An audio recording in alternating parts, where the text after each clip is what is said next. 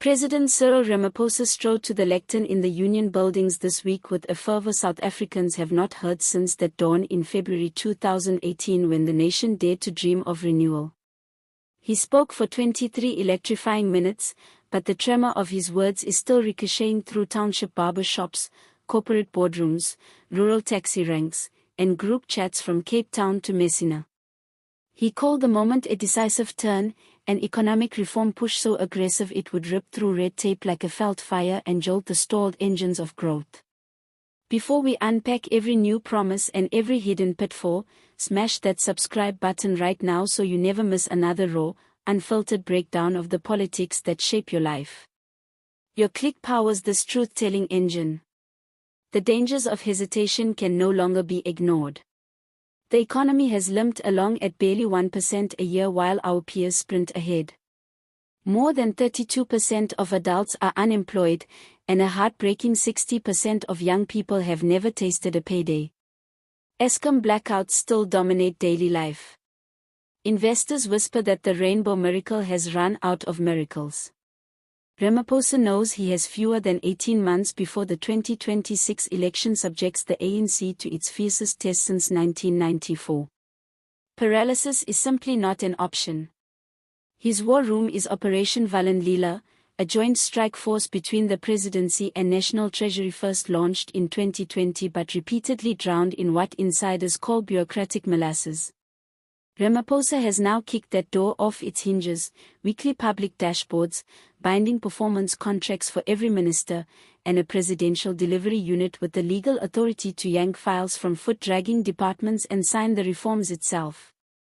Analysts say the old consensus approach has been replaced by a mantra of deadlines, consequences, and, in the president's own words, pain for saboteurs.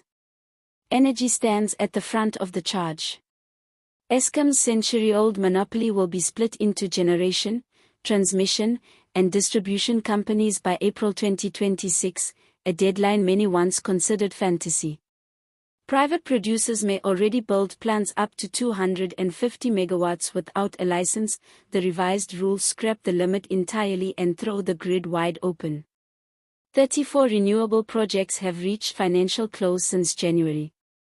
However, transmission remains the Achilles heel, so Treasury announced a $230 billion public-private partnership that will let pension funds and foreign green investors lay new high-voltage lines in return for regulated returns. Logistics is the next frontier. Transnet freight rails, iron ore and coal arteries, once Africa's envy, have slowed to a glacial crawl. Under the new policy, private operators can win 20-year concessions on underused routes, and Transnet must compete on equal terms. South Africa's ports get digitized berth allocation, a single customs window, and a basket of tax sweeteners to lure world-class terminal managers. International investors have already signaled interest in upgrading Durban's port. Third comes digital infrastructure. A decade of missed-spectrum auctions finally ended last year, but rollout is still tangled in court. Ramaphosa has ordered the minister to clear the legal swamp within 90 days and publish a rural connectivity map so every forgotten village knows the exact month fiber or 4G will arrive. Fast, cheap data must, he argued, become as common as bread if township programmers and backyard designers are to plug into the global marketplace instead of watching it fly by. Water security rounds out the quartet.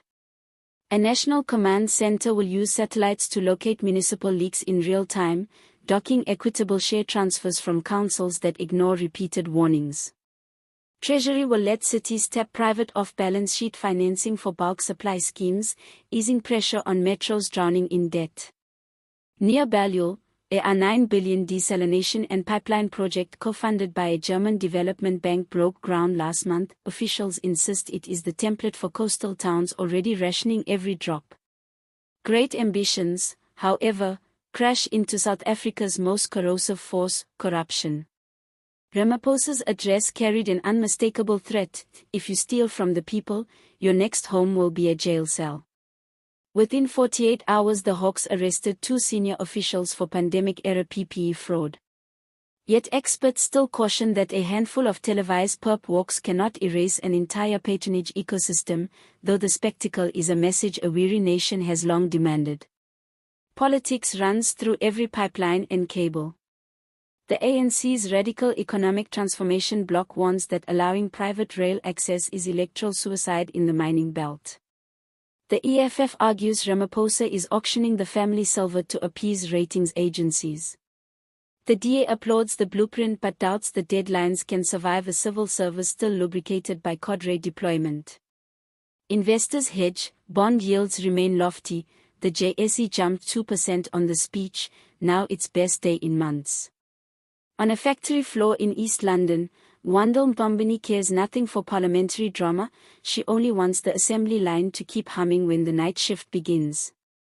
When the power cuts, she says, swinging a hammer into sheet metal, my kids lose dinner. In Mpumalanga, coal truck drivers stage go-slows against renewables, fearing a green rush will erase their livelihoods. In the Northern Cape, Kotha Makoba bolts panels onto a vast solar farm and whispers that 30 cousins have already called asking for work under the Karoo sun. The international scorecard is cautiously optimistic.